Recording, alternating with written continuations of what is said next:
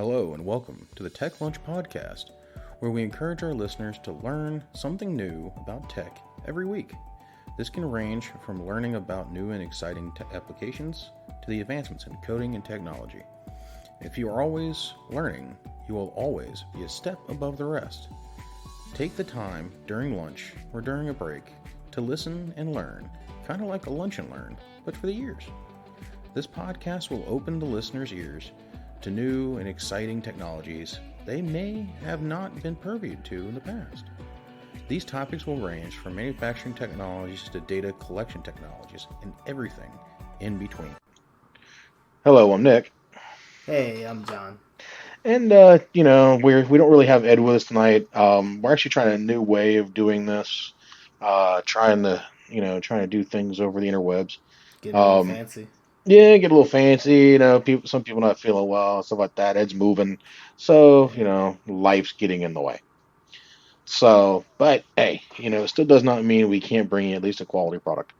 So, Yeah. last week we kind of talked about the, ergonomics and stuff like that. We kind of worked on and looked at, like the human movement, the human-centered factor of ergonomics. This week, I think we need to stay down that rabbit hole of following our ergonomic series and start hitting on something called data-driven ergonomics. So, Right. when we're thinking about that, what are you thinking when we're bringing that in?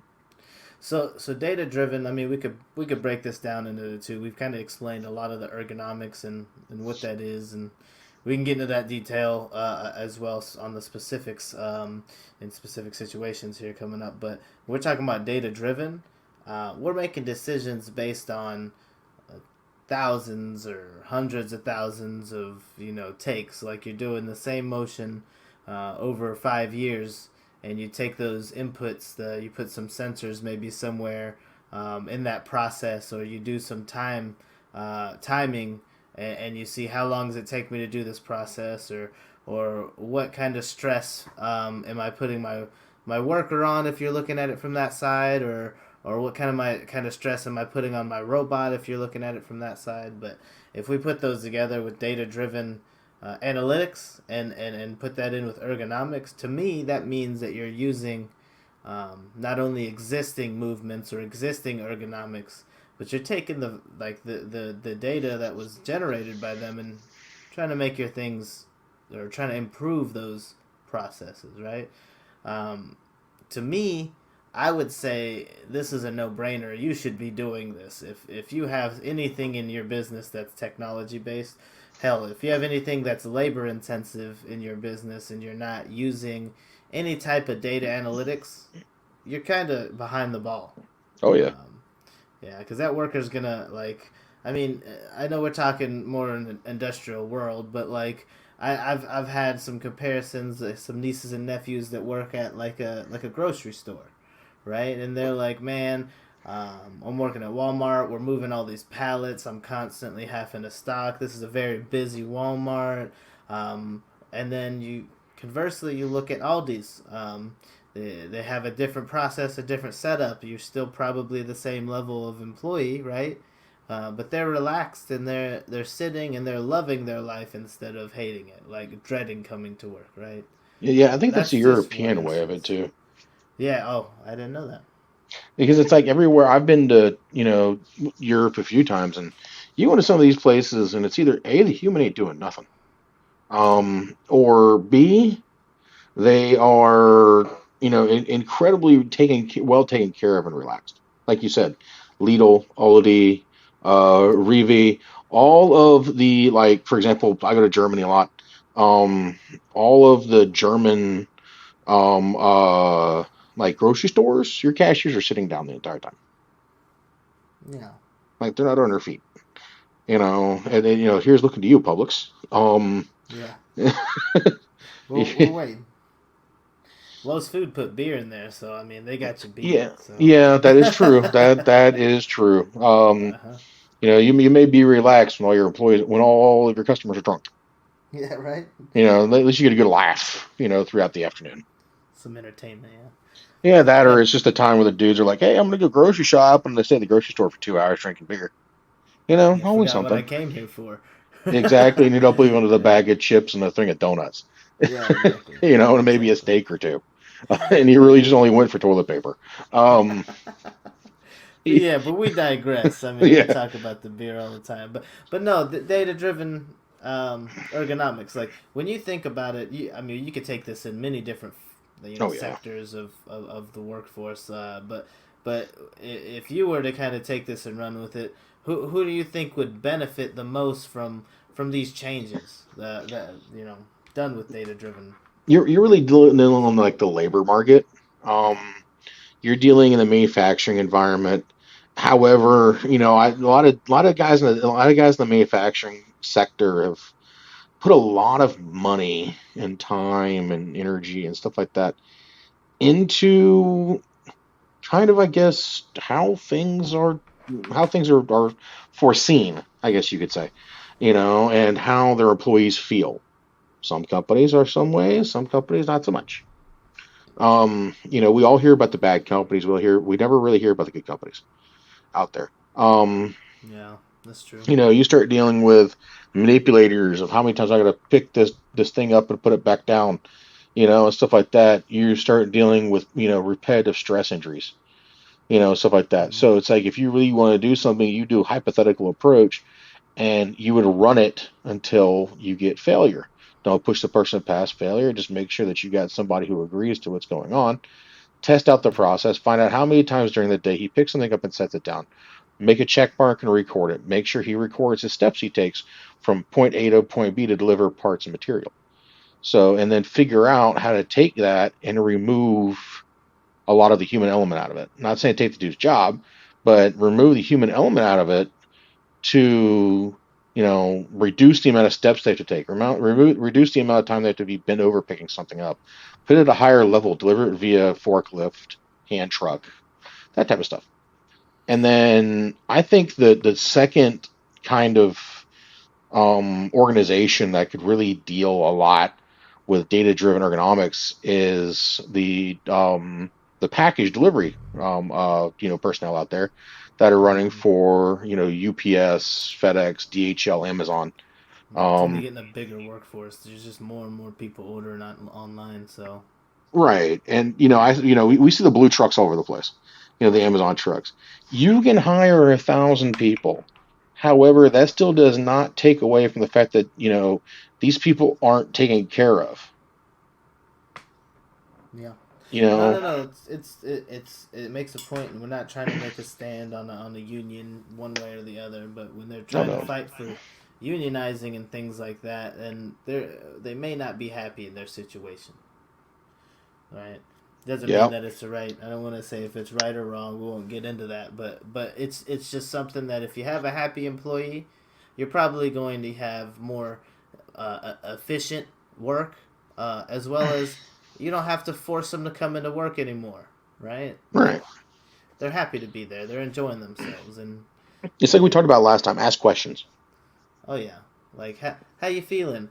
Well, I had to get a wrist brace because I have to constantly open these boxes like this, and all we're doing is stocking the shelves, and I'm constantly opening the boxes, and my wrist hurts now. It's not like it's a heavy weight, right? Like if you're just putting cereal boxes up or something like that, but doing it, you know, 100,000 times a day for a week, 2 weeks, a month, a year, that's gonna that's gonna cause some stress.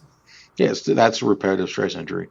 Yeah. And that's stuff that you see when people are walking the dog, for that matter. You see it all the time. But the thing is what you can do, what employers can do is find out how many times things have to be moved. It's, for example, like you said with the cereal box thing. I know how many times I'm restocking my shelves, Yep. or you should at least. Yeah, if you Um, follow your POS system. Yeah. so you know how many times it's happening. You know how many boxes are per case, or like you used to work in retail, how many shirts are per box. Yeah, no, really. This should be a So manifest. I know how many times I have an employee having to lift from point A to point B and conduct that operation over and over and over again. I have that data. It's why don't I use that data to my advantage? I know that, my employee is, 5'8", 5'9", not even, and they're having to lift above their head to put something up there. What can I do for them? Right. Put top shelf 12 feet up, and then you hire whoever because you can't be restrictive, and then now you've got someone who needs an extra ladder every time they get something off the top shelf, and you've caused that process to double in time. Right. And you've also doubled in the fact that now this person has to go get a ladder, bring the Mm-hmm. ladder back, climb the ladder. They end up really bad situations. I'm Yeah, not. let's I'm not hope they saying follow OSHA right or rules. right if you have OSHA. Um, Yeah, some that's countries true. don't have OSHA. That's true. The thing is I'm not saying go out and not saying that if a 95% of your town is below 6 feet, I'm not saying go make a bunch of shelves that are like 5'8". Okay, because that would be the most depressing grocery store I've ever been to. Mm-hmm. When I can look across all the shelves, and see the top of the shelf from point A to point B. Don't do that. That's how it used to be, I bet. Yeah, probably was. Because no one knew what. No, don't climb the things. We get We that. didn't have as many things either. Many items to sell. Right. But the thing is if you think about it, the data does not lie. Data tells you every time somebody picks something up and puts it down. You know? Yeah. No, this is very true, and I know it's a bit off topic with the um, ergonomics side of it, but data driven retail is why all of your cash registers have the sodas right next to it. They have the candies. Those are impulse buys, and it's scientific. Like it's been proven with data driven analytics that if you're in line for longer than blah blah blah amount of time, it kind of differs amongst the store. If you're in line for such amount of time, you're probably going to buy a candy bar or a soda, or you're going to add on to that sale, and each one ticks up that more and more. And we looked at it when I worked at Best Buy. This is like a tech store, but the impulse buy section, the candies and the sodas and those and like tiny headphones and stuff, they were outdoing departments, like full departments, like mobile home or not mobile home, sorry, mobile phone, outdoing the mobile phone department for that month, which is ridiculous. So And there's a lot of data driven things the that thing can really is improve you. and that's I'm gonna touch on that same topic. You just kind of gave me an in on this one. Mm-hmm. I have seen it where some stores care more about the ergonomics of their customers than they do with their employee. Yeah, that's true. That to me is complete and utter BS. I get it. I want somebody to come back and spend money. However, I want to keep my employees happy. They need, I don't like, I get aggravated, now that I've worked in manufacturing for so long. I get aggravated when I walk into stores and I see people that are standing behind a register or standing in a solid spot for, all this time or something like that on hard concrete. It's like, Mm-hmm. guys, you can get ergonomic mats for pennies on the frickin' dollar, guys. Put them under your guys. And the thing is, and don't tell me that they're the anti-slip mats that you put under there. Those things are about a quarter-inch thick. They do nothing to prevent anything. Yeah, it's about the same as stand on concrete. Right. You get to stand on concrete with a little bit more sponge. But the ergonomic mats are wonderful. Yeah, no, they're so nice. You're like it really takes off how long it feels like you've been standing there. You could have been there for 3 hours and it feels like 30 minutes or something like that. I've done It's it. it's Yep. so much better. Yeah, and it's something so small. Yeah, those ergonomic mats, the little memory foam is probably a little bit more expensive, but at the end of the day, would you rather have your employee like do you have the ability to work there for 5 to 10 more years, or save what $30 on a mat? Exactly. So it's opportunity cost that they're kind of taking by not doing it, but it just makes sense. And the thing is, I think also with when you start talking in the data-driven, realm, you start talking about. We talked about in the last episode manipulators. Yeah. Handling devices, the Oh, exoskeleton hydraulic stuff. lifts. Yeah. That type of stuff. That's a whole other bag of animals. But the data that comes and recommends those data handling devices is all data driven.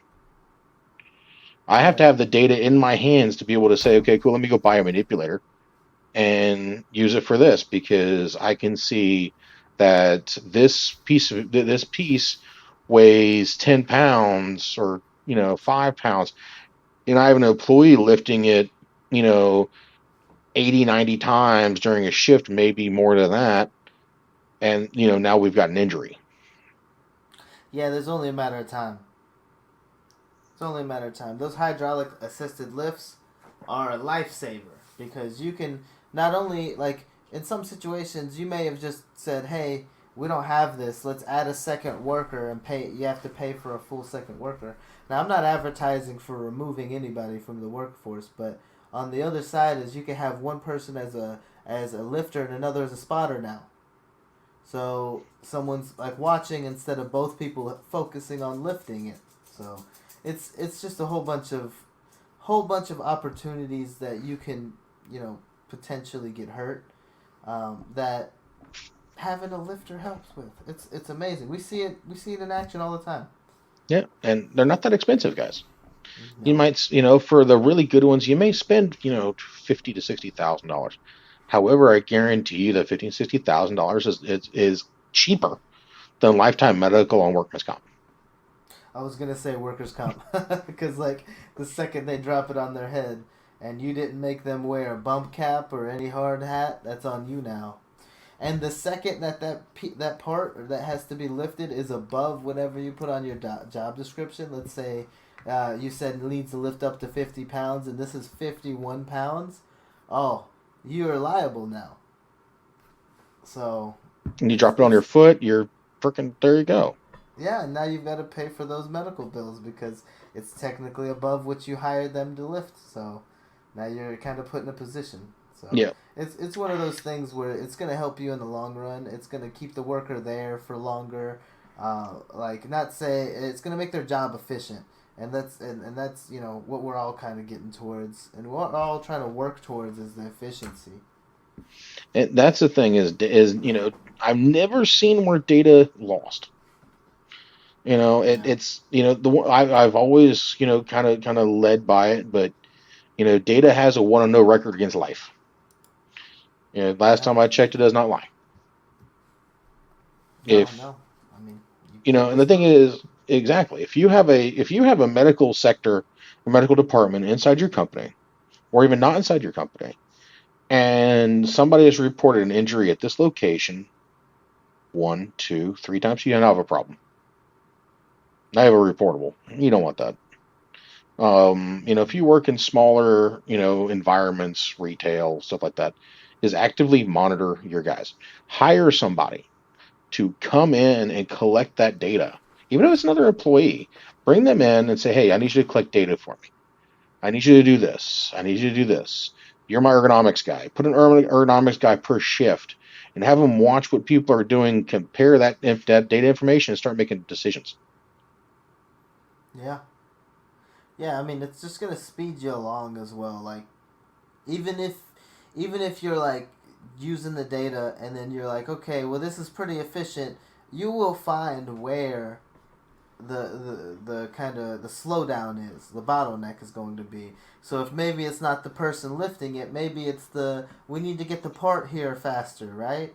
So then you use your data driven analytics to say, hey, the time cycle or the cycle for this part to get here should be 5 minutes. It's getting here in 5 minutes 30 seconds. 5 minute to 5 minute 15 seconds. I'm losing 15 seconds to 30 seconds each time. It makes things quantitative, and when you're talking to a project leader or maybe an engineer in charge of an area or something like that, if you could provide numbers to back up what you're kind of stating or what you could help or benefit, then how can they say no? Mm, it's How can they deny you? right. Data is great. The thing is um you got times of where it's like, cool, we want to buy this. Well, what do you have behind it that shows that you need it? Well, I have 8 employees doing the simple task. Well, okay, why do you have that? Well, it's because of this, and usually that goes back to the fact that, well, I told you this. 5 years ago, and now we're finally come to a head. Right. For This some certain person. reason, it's always going to come back. Yeah, no, it will come back. And like honestly, you said it earlier. Listen to your people. I bet you if there was like a suggestion box, they're like, "Hey, I really hate lifting this above my head every day," and you'd be able to know that. Or like there was another situation where, let's say you're limited on your space, right? I can't fit a forklift in here to lift all these things. You get an exoskeleton or an assisted lifter, and now your warehouse can be that much more. You can have that many more parts. It can be that much more compact. It just has so many benefits. I just think about maybe someplace like Japan, like Tokyo is so packed, right? If you want to have a warehouse or like a distribution center there, it's tough. And if you have the worker instead of using the forklift, they have smaller product. They can grab it with an assisted lift. That would speed you along. Exactly. It's the thing is like even hand trucks. You Even know, hand it, trucks. Yep. bring in a hand truck, bring in a hand freaking forklift. It's just one of those things. It's just bring something in to support the process, and it's just some companies are better than others. I've heard True. from some people that they, especially I think at one of the I guess you could say the big three aerospace industries. I think it was Boeing at one point that became number one ergonomics. That when you get there, they measure you out for like your feet supports that you get under your desk. Your chairs are ergonomic. You get to pick your chair that you need. Everybody's a stand-up desk, and it tells you on your screen, when to get up and walk around. Yeah, you've been sitting too long. Right. For office employees. So the office environment is taken care of ergonomically, and then you have more handheld and operating devices, to what I've heard, out in the shop floors. Right. They understand that their people make money. Yeah, and without the people, how are you gonna make the thing? You can't how are you gonna put all this stuff together? The robots need someone to teach them, right? The robots aren't gonna be 100% efficient. They're gonna break down. What happens then? They can't change what they've been programmed to do. They have to. They can't adapt. You have to fix that. So it's you need the person, and if you don't take care of the person, then that'll be your downfall. You know. Exactly. And I'm going to say this: if somebody ever came to me and says, "Well, my manager or my company won't invest in an ergonomic study, data-driven ergonomics, or just even an ergonomic study at that, because of cost analysis," I'd tell them, "Okay, cool. Tell me how you're going to pay your shareholders when you have no employees, and I'm going to Mm-hmm. recommend that person leave." Yeah, you just can't ignore them. Like it's if you're doing something to help them out. Like I mean, most people would be understanding that. Like, hey, I appreciate that. Maybe this doesn't work, but let's try this. But if you don't even have the dialogue, yeah, it's very clear you don't care. Right. If you don't have somebody going out there walking around and asking questions, Mm-hmm. or you don't have a safety department that is actively out there watching what these guys are doing, and kind of doing what safety does best, getting in people's butt, about Yeah, safety stuff is that they're safety. doing. Wear back brace, do this, something, wear gloves. Make sure you're wearing the right gloves. Don't, if you know that if you need, supports for this, wear the supports. Yeah, because the goal at the end of the day is no workplace accident and efficiency 100%.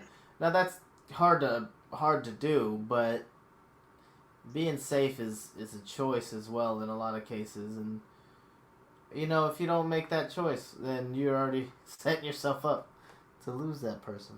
Right. And, it's like the big thing is it's like, less, like you said, less injuries save money. Exactly. More injuries cost you money. And, happier employees, longer they stay. Unhappier employees, they leave and they take people with them. They also Yep. will run your company to the ground because they will go tell their friends. Their friends will tell their friends. And it's going to be a ripple effect through the community. And, go away. That's why we keep bringing up the fact of going out and talking to the people that are there. to kind of see what's going on. If you think about it, we look at it as the fact of, we're having to pick things up and move them around. There's a lot of other things. There's a fact that you got truck drivers that sit in a chair all day long. And they could have, spinal compression injuries. You got we're hopping off the back of the freaking which you shouldn't. You should go down a ladder of Yeah. a flatbed truck. You now have knee compression injuries. You have that type of stuff, in other environments. And it's stuff that you have to look at. Cool, I put this in place, follow the rules. We that's why they went to air ride to reduce the impact on the spinal column from using hard run seats. Data. Data's our friend. Data is not going to lie to us, and it's going to make sure we're well taken care of. But the thing is your cost per product is going to rise without data. Your payment to your shareholders is going to decrease over time because if you don't give a shit, literally, no one else will either. Yeah. Yeah. You find out quickly. And the thing is, it's like when you start getting into like the ergonomic settings and stuff like that, as far as coming from the data side of the house, you start dealing with okay. And the thing is, it's not just like back injuries. You're talking about if I'm holding like a battery in my hand, like a vehicle battery, all of that weight is now transferred through my body into my feet. Now you're talking about flat feet and stuff like that. That's where you start getting into the fact that, okay, cool, this is how much weight this person is driving into the concrete. And what do we have to put there? Let's go back to our mats. Yeah. What am I gonna do now? Yeah. So I think that Matt's like the safest way to do it. There's just so much that goes into these things because you're data driven. It doesn't necessarily like I think we talked about maybe the worker going out or not a worker having a person go out and doing pulse checks, but you can also put a sensor anywhere, Oh yeah, and we can even get this into IIoT. exactly. You put a sensor. You give them the gloves. They've got a sensor on the gloves, and you can see. I mean, that could probably test grip. Your grip starts receding after 5 or 6 hours of using this tool. Things like that. Um, it's something like maybe it's quality inspectors. They're like, hey, like we notice after working 7 hours, your quality check starts slowing down. Let's start doing it like this, and at the end of the day, you have paperwork only. So like you can change their workflow to increase your efficiency without even making any payments. It doesn't have to always involve making like a large payment to solve a problem. It just takes thinking outside the box. Right. And the thing is if you start thinking about it, if you go to the glove approach, for example, I like that. You start talking about accelerometers. Yep. You start talking about how many times did I lift my hands, and it's not just to, wipe my nose.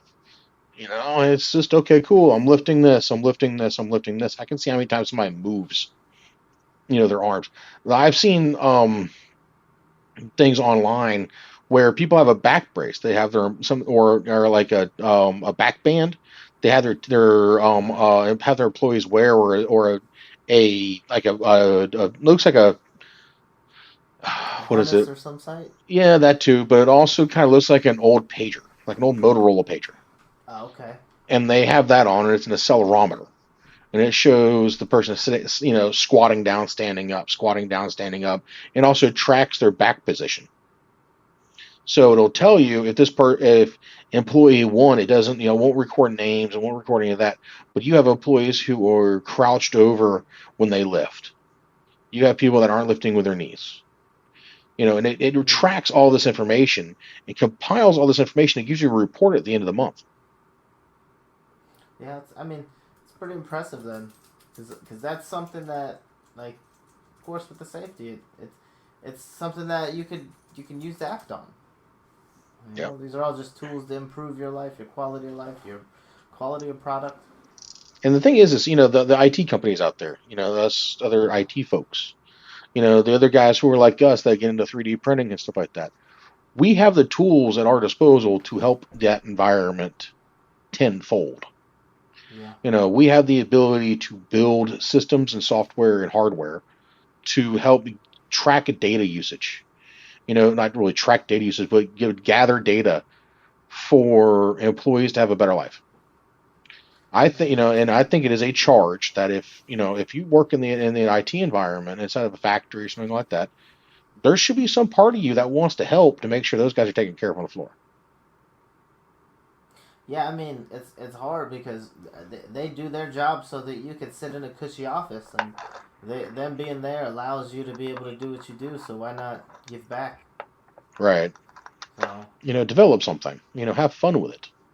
If it's like, cool, I can do this and I can see what these guys are doing and, take care of them, then cool, ask for it. yeah, and I guess those are the number one guys that'll support you. Exactly. You say, hey, I got something coming down the pipe that's gonna make your life a little easier. We want to do this. What do you think? I bet you 110 times out of 10 they're gonna say, make my life easier. Let's do it. Right. And it's like, the thing is, it's like what we've seen before. Like our guys have to use, RFID pins to mark on things. Mm-hmm. Why can't I take that and move it into the glove? So they just tap it with their finger instead of having to pull something else out and have to, hold on to this whole pencil thing when they can just take their finger and tap on the screen. Yeah, I forgot my keychain at home, so I can't. I don't have my pen. Now I'm done. Right. But the thing is, it saves the employee from having to reach for it. Yeah, exactly. It's one less thing on the keychain. It's on the glove. You probably can leave at work and they sign out. That's everything. Exactly. You have it covered. So It's the fact that you can there should be an easier way for these for guys to record data, stuff like that. And then the thing is, I hear about, oh, just put on the wrist of the employee. Uh, Stop doing that too, because now you're dealing with what? yeah, too Uh, many things is a lot. is also bad. yeah, but you're also dealing with wrist injuries, elbow injuries, and shoulder injuries now, because now I'm gonna carry this crap on my wrist. Mm-hmm. I want to put on my belt where everything is centered gravity on me and have something else do all the work for me. Or if I have to have something on my wrist, it's a lighter screen, Yeah, exactly. not the And main and that computational unit. that I mean that's the thing too. And the angle that screen is on your wrist is also something that should be important. If you gotta turn your head to a weird angle, like that's not good. That's not ergonomic. That needs to be looked at again. Right. And the thing is that's why I've kind of been a proponent of like smart glasses, the use of smart glasses, because the thing is now I don't have to look for things. It's all right there in front of my face. I can see what I'm looking for. Right. If it could tell you what those items are, that would be amazing. If we could get it to be not cumbersome, it could be like sleek and seamless. Man, that'll make it so much better for a lot of people. The thing is you can take, for example, Zebra. Zebra has smart glasses that kind of act as an external display Yep. for some of the stuff going on. That's all you need. I don't have to look at my wrist. I don't got to go look at anything. I can have the battery pack on my back and then that's it. Or on my hip. Or, on my cart. Yeah, and as time goes on, these batteries are just gonna get better. So it's gonna be some point soon lasting your entire shift. You don't have to have you know battery changes or breaks for that. Right. And the thing is, if you can do a visual sign off, then hell, freaking, all you need to do is have a long range Bluetooth BLE on you, and all your handhelds will go sit in the drawer someplace. Exactly. On a charger. One less thing you got to carry. And Yeah. it's like I can't tell you how many times I've walked into logistics warehouses, and this is something that goes to I get all the people listening. Just reorganize your crap. I couldn't tell you how many times I've walked into something that's like, oh look, I got to go here to here to here to here to here to here. Okay, but I got to walk all the way across and then walk all the way back. How does that work? Yeah, organize your supply loop inside the warehouse. Yeah, don't use 3 miles worth of crap to be able to do it. That doesn't work that way. Mm-hmm. Invest in technology. Technology is great. Like we've gone to a lot of the AGVs in our area. Those are another handling device. It saves time. Yeah, AGVs are nice because once you picked your cart, you can send it on its way and it'll wind up wherever it needs to be. Hopefully. Hopefully, fingers crossed. Yeah, it might get lost along the way. For some certain reason, GPS and indoor metal buildings don't get along. You know, Yeah, it's tough. who would have It's thought tough about on this. Faraday cages? Yeah, too much steel. Yeah, right. I can't see the satellite. I wonder why. No, well, let me put a skylight in for you. Uh, Let's just take our it's roof off. We don't need the roof. right. Exactly. We'll just produce outside. I Yeah, think there's some exactly. countries like that. Yeah, exactly. That might have another ergonomic issue. People are getting wet. Yeah, I mean that's the whole thing. Is like, now you're slipping. Now you have to think about grip strength again. It all goes back to the big four. Yep. If you think about it, back injuries, knee injuries, hand injuries, and then of course you got neck strain. Yeah. You start dealing in big injuries and stuff like that. You start having off work time. You don't want that. You don't want somebody slipping and falling, twisting ankles, all this other crap. The thing is, it's also a big ergonomic study is, and also this goes back to your, kind of your data thing and line balancing is how much work is being done in one station at each time. That's true. Because then you can kind of see what workers are. Let's say for 8 minutes we have one worker working the full 8 minutes, and then everybody else finishes within 4 or 5 minutes. You can now say, hey, go help this person, and you can change your process to kind of cater to that too. Yeah, or add another worker. Or add another worker, or that, yeah, exactly. That's something that we use for if you're like a service desk and you want to prove that you don't have enough time to do everything. The easiest way is to have 1,000 tickets in your time period where you're literally running out of time filling the tickets out, and that's your data. That proves you need an extra person. So it's very similar on a labor on an assembly line or in any other warehouse. It's like if you're doing all the things to the fastest, best of your ability and still not making it, then you need some assistance somewhere. Whether that's a person, a technology, or something. Something's got to change. Exactly. It's one of those things. And the thing is what causes the issues the most is the people out there who don't listen to the people who are asking for it. Yeah. I wonder why we're 3 days late. Well, if I told you, 6 months ago we need an extra person. Complacency is a killer too, man. Oh yeah, Like, oh well, we're doing fine now. Okay, you might be doing fine now, but in 3 weeks you're gonna be missing people because they're running ragged. yeah, So exactly. People just won't show up. People get sick. Because the thing is more you run people down, the sicker they get. They're not healthy at that point. It's just, and the thing is, it's also when you run guys 7 days a week for all but 1 or 2 weekends a month. Let me tell you, that's a killer too. yeah, they won't be there the rest of that year. No, they're gonna slowly but surely leave, cause you issues. You're gonna start seeing a return on you're not gonna see a return on your quality investment. Exactly, exactly. You're actually gonna see more of a deficit because if you lose that person, hire or training the next person, you're gonna lose that quality because that person knew how to do the job and the new one's not going to. You Exactly. need to train them. And the thing is we see that a lot in different environments of where it's they have to run a second shift or another shift on a weekend or something like that to catch up or whatnot, depending on where you're at. A lot of times Exactly. construction, you see that come up. You missing a deadline, Manufacturing, yeah, and you start pushing. package delivery. The guys who are running Amazon packages Monday through Saturday. Hell, now they're delivering on Sundays. So Yeah. I get it. If you got people that are, oh, I want to make money, so I'm going to run, run, run, run, run. You need to stop that guy eventually. Yeah, it's for their own good. You can't It's for work their 8 days own a good. week. Sorry, No. 7 days a week. No, not going to happen. It's you're going to work, 5 if you want to go 6. We'll let you a half day on the 6th. Not doing the 7th day. You need a day to relax. Yeah. You need to take a break. It's almost you almost got to force them. Exactly. I've So been definitely, had that same issue with me before. Yeah. So I'm not going to say Please, it doesn't happen. please stick to labor laws. You know, Pay them. it's just one of those things of where I've done it to myself. Working to death. But the thing is, at the end of the day, you need time to relax.